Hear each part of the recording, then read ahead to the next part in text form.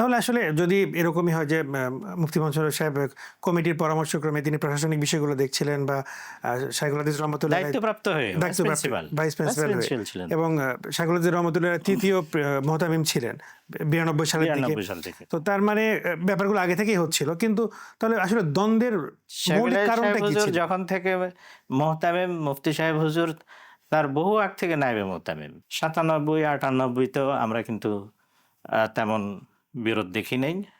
এরপরে যে বিরোধটা আমরা দেখতে পেয়েছি সেটা কিন্তু মুফতি সাহেব হুজুর মঈনপুরী হুজুরের সঙ্গে শাইখুল সাহেব হুজুরের বিরোধ।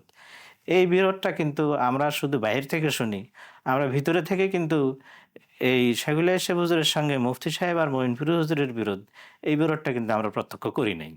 সুতরাং আমাদেরকে অন্য যাই বলুক, আমাদেরকে এটা বিশ্বাস করানো সম্ভব না। আমরা দেখেছি যে কমিটির পরিচালনা পরিষদের সঙ্গে হুজুরের মতের বিরোধ চলছে, মানে এবং সেটার সূত্র কি? সেটার সূত্র আছে। এর মধ্যে উল্লেখযোগ্যটাই হলো ছাত্রদেরকে দলীয় রাজনীতিতে ব্যবহার করা। একটা ছিল যে দ্বীনি তাকাজায় ইসলামের উপরে রাষ্ট্রীয় বা জাতীয় পর্যায়ে এমন কোনো আপত্তি আসবে যেটার প্রতিবাদ করা জরুরি। এই ক্ষেত্রে জামিয়া রহমানিয়া ছাত্র শিক্ষকরাও মুসলিম জাতির সাথে একসাথ হয়ে এর প্রতিবাদ জানাবে, কিংবা বাবরি মসজিদ ভেঙে দেওয়ার কারণে মুসলমানদের মধ্যে যে একটা ক্ষোভের সৃষ্টি হয়েছে, ভারত বিরোধী একটা মনোভাব তৈরি হয়েছে, সেগুলো শেখ হুজুরের উদ্যোগে লং মার্চ হয়েছে। এইসব ক্ষেত্রে এগুলো তো জাতীয় ইস্যু এবং মুসলমানদের কমন ইস্যু। এইসব ক্ষেত্রে জামিয়া রহমানিয়া পিছিয়ে ছিল না। এইসব বিষয় নিয়ে জামিয়া রহমানিয়ার নীতি নির্ধারক এবং পরিচালক মণ্ডলী সেগুলো শেখ হুজুর মুরব্বীদের মধ্যে উল্লেখযোগ্য বিরোধ কখনোই ছিল না। বিরোধের সূত্রপাত হয় যখন নাকি 96-তে গভর্নমেন্টে আসা আওয়ামী সরকারের শেষের দিকে এসে সেগুলো শেখ হুজুর যখন নাকি 4 দলীয় জোটে অংশগ্রহণ করেন, জোটবদ্ধ রাজনীতি শুরু করেন, তখন সেগুলো শেখ হুজুরের দলীয় কার্যালয় থেকে চাহিদা আসতো, আর জামিয়া রহমানের অভ্যন্তর থেকে জুনিয়র লেভেলের কয়েকজন ওস্তাদ এই দায়িত্ব পালন করতেন। এমন হয়তো যে হুজুরের রাজনৈতিক অফিস থেকে অফিস সেক্রেটারি ফোন দিয়ে দিত, ওই মৌলানা সাহেবের নামটা ভুলে গেছে, ইয়াসিন কিংবা এই ধরনের কি নাম ছিল, উনি ফোন দিতেন। এখান থেকে কোন কোন জামাত যাবে নির্দিষ্ট করে দেওয়া হইতো, রোড মার্চ হইতো, 3 দিনের জন্য ছাত্র চলে যেত। এই থেকে গিয়ে আমরা এই পরিচালনা পরিষদের সঙ্গে এবং শাইখুল সাহেব হুজুরের মতের সঙ্গে এই বিরোধের বিষয়টা সম্মুখে চলে আসে আমাদের। এছাড়া আরো কিছু বিষয় ছিল হুজুর মোহতায়েম থাকাকালে, আরো কিছু কথা যেগুলো আমাদের জানা আছে, কিন্তু আমরা এটা আসলে বলতে চাই না। এটা অবশ্যই আমরা মনে করি যে হুজুর যেহেতু আমাদের ওস্তাদ, আমাদের ওস্তাদদেরও ওস্তাদ, আমার বাবারও ওস্তাদ, সেই হিসাবে আমরা হুজুরের শানে এই কথাগুলো বলা দরকার মনে করি না। অনেকে এই অনিয়মের কথা বললে ওগুলো টেনে বের করতে চায়, কিন্তু আমরা আসলে ইচ্ছা করে সেদিকে যাই না, দরকার নাই। আমরা মনে করি যে এই কথাগুলো হুজুরের শানে যায় না। তাহলে ব্যাপারটা কি এরকম দাঁড়াচ্ছে কিনা যে হুজুরের জন্য তো রাজনীতি করা নিষেধ ছিল না সামগ্রিকভাবে, তো সেই হিসেবে একজন ওস্তাদ তো জনপ্রিয় হতেই পারেন, আর শাইখুল হাদিস রহমতুল্লাহ জনপ্রিয়তা আকাশচুম্বী ছিল, এই কথা অনস্বীকার্য, মানে কেউ অস্বীকার করতেও পারবে না। সবাই ছোট বড় সবাই তাকে ভালোবাসতো, পছন্দ করতো। সেই ক্ষেত্রে একটা ব্যক্তির দিকে আকৃষ্ট হয়ে তো কেউ যেতেই পারে, সে রাজনীতি হোক বা যে কোনো একটা মতাদর্শই হোক না কেন। সেই ক্ষেত্রে কি মাদ্রাসা থেকে নির্দিষ্ট কোনো নিয়ম ছিল ছাত্রদের জন্য যে ছাত্ররা রাজনীতি করতেই পারবে না বা শুধু হুজুর করতে পারবে, এরকম কোনো ঘটনা ছিল কিনা? আমরা জানি এটা ছিল। শাইখুল সাহেব হুজুর দলীয় রাজনীতি করবেন, হুজুরের যেহেতু নিজেরই দল আছে, কিন্তু ছাত্ররা কিংবা অন্য শিক্ষকরা দলীয় রাজনীতিতে তৎপর হতে পারবে না, এটা নিয়ম আমাদের জানাও ছিল, শোনাও ছিল এবং এর প্র্যাকটিস ছিল। আমরা জানি শাইখুল সাহেব হুজুর রহমতুল্লাহ আলাইহি নিজেই মাওলানা মামুনুল হককে এবং তার এক সাথীকে সম্ভবত ছাত্র রাজনীতি তথা হুজুরের যে ছাত্র মজলিস, এই ছাত্র মজলিসে সম্পৃক্ত হওয়ার যখন প্রমাণিত হলো, তখন সেগুলো সাহেব হুজুরের স্বাক্ষরেই ওনাকে বহিষ্কার করা হলো। যদি দলীয় রাজনীতি নিষিদ্ধই না হয়ে থাকে, তাহলে হুজুর কেন নিজ হাতে নিজ ছেলেকে বহিষ্কার করতে যাবেন?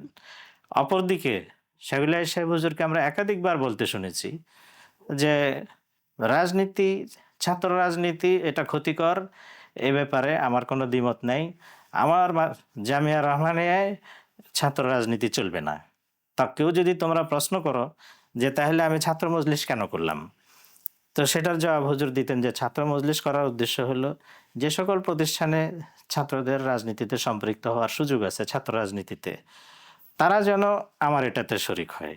হুজুর এই ক্ষেত্রে একটা কৌতুক, মানে এটা আমাদের দারুল উলুম দেওবন্দের এক আকাবেরের কথার হাওলা দিয়ে হাসতে রসিকতা করে সে হাওলাটাও দিতেন। তিনি বলতেন যে দারুল উলুম দেওবন্দের এক বুজুর্গের কাছে এক শরাব বিক্রেতা, শরাবের দোকানদার দোয়া চাইতে এসছে। তো তিনি তাবিজের মধ্যে লিখে দিয়েছেন। তাবিজ দেওয়ার পরের থেকে তার দোকানে বিক্রি বেড়ে গেছে। আচ্ছা। বিক্রি বেড়ে যাওয়ার পরে লোকজন এসে বললো যে হুজুর এটা কেমন কাজ করলেন, এই শরাব বিক্রেতার জন্য দোয়া করে দিলেন। তখন বললেন যে আমি কি দোয়া করছি, আমি সেখানে লিখে দিচ্ছি জিস কম বক্ত কো শরাব পিনা হয় তো ইসি কি দোকান সে পিয়ে, যে কম বক্ত হতভাগার শরাব পান করতে হয় সে যেন এই দোকান থেকেই পান করে। উনি এটাকে রেফারেন্স দিয়ে কথা বলতেন যে আমি ছাত্র মজলিস করছি, যে হতভাগার ছাত্র রাজনীতি করার দরকার সে যেন এটাতে আসে। তাই বলে আমার মাদ্রাসার ছাত্রদের কিন্তু কি এই ছাত্র রাজনীতি করার কি নাই, সুযোগ নাই। এইটি কি কোনো গঠনতন্ত্র বা কমিটির লিখিত সিদ্ধান্ত ছিল নাকি এটা জাস্ট মৌখিকভাবেই প্রচার করা হয়েছে যে এটা হুজুরের সাথে কেউ ছাত্র রাজনীতি করতে পারবে না? মিটিং এর রেজুলেশনে তো অবশ্যই ছিল, যার ফলেই তো এটা কার্যকর হইতো। আমরা যেমন এখন বর্তমান সময়ে দেখি অনেক মাদ্রাসায় ফর্মে লেখা থাকে যে ছাত্র রাজনীতিতে সম্পৃক্ত হওয়া যাবে না। আপনার এরকম কোনো ওই সময়ের কথা বা ওই সময়ের ঘটনা কিছু মনে আছে বা মনে পড়ে কিনা যে ওই সময়ের ফর্মে কোনো কিছু এরকম লেখা ছিল যে রাজনীতির সাথে সম্পৃক্ত হওয়া যাবে না? আমরা যে ফর্মে অঙ্গীকার নামা করে ভর্তি হয়েছি, আমার তো যতদূর খেয়াল পড়ে সেখানে ছাত্র রাজনীতিতে জড়ানো যাবে না, রাজনৈতিক বইপত্র রাখা যাবে না, এগুলো লেখা ছিল। তাহলে কি এই কথা বলে যে মূল দ্বন্দ্বটা আসলে এই রাজনৈতিক কেন্দ্রিকই শুরু হয়েছিল, মানে শাইখুল হাদিস রহমতুল্লাহ রাজনীতিতে জড়ানো এবং ছাত্রদেরকে না জড়ানো, এই একটা জায়গা থেকেই কমিটির সাথে একটা দ্বন্দ্বের সূত্রপাত বা এখান থেকেই ঘটনাগুলো প্রবাহিত হয়েছে, ব্যাপারটা কি এরকম ছিল কিনা? এটা একটা মূল বলা যেতে পারে।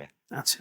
এবং প্রকাশ্যে আসার একটা মাধ্যম এটাকে বলা যেতে পারে। আরো কারণ আছে, থাকতে পারে, কিন্তু এটাকে মূল বলা যাবে যে মূল কারণ এটাই। তার মানে কমিটির চাওয়া একদিকে ছিল, শাইখুল হাদিস রহমতুল্লাহ চাওয়া আরেকদিকে ছিল ছাত্র রাজনীতির ব্যাপারে। ব্যাপারগুলো কি এইভাবে এগিয়েছে? এটা তো কমিটির চাওয়া, আর এর সাথে সাথে সাথে কথাও বলে রাখি যে রাজনৈতিক প্রোগ্রামে পরপর অংশগ্রহণের কারণে ছাত্রদের পড়ালেখার ক্ষতিটা ভিতরগতভাবে যে শিক্ষকরা দেখতেন, নিগরানি করতেন, তারা কিন্তু উপলব্ধি করতেন। যার ফলে এটাতে হযরত মঈনপুরী হুজুর, হযরত মুফতি সাহেব হুজুর নায়েবে মুহতামিম হিসাবে এবং মঈনপুরী হুজুর নাজিমে তালিমাত হিসাবে ওনারা এবং অন্যান্য শিক্ষকরা শিক্ষক হিসাবে এই জিনিসটাকে কিন্তু দিল থেকে পছন্দ করতেন না। এবং আমার খেয়াল পড়ে আমরা শিক্ষক থাকা অবস্থায় শিক্ষকদের যে সোমবারে যে মজলিস ধারাবাহিকভাবে আমাদের এখনো চলে আসতেছে, সেই তার এই ধরনের এক মজলিসের মধ্যে শাইখুল সাহেব হুজুর এই ছাত্রদেরকে তখনকার প্রেক্ষাপট তুলে বলছিলেন যে এই প্রেক্ষাপটে রাজনীতিতে অংশগ্রহণ করানোটা, তাদের জড়ানোটা আমার মতে জরুরি মনে হয়। তোমরা কি বলো? এই ক্ষেত্রে আমার যতটুকু খেয়াল পড়ে মাওলানা হাসান আহমদ সাহেব হুজুরের নাতি গিয়াসউদ্দিন সাহেবের ছেলে এবং মাওলানা মাহফুজুল্লাহ সাহেব, এছাড়া আরো এক দুইজন ছাড়া আর বাকিরা কিন্তু চুপ ছিল, কেউ কিন্তু এতে সম্মতি প্রকাশ করে নাই।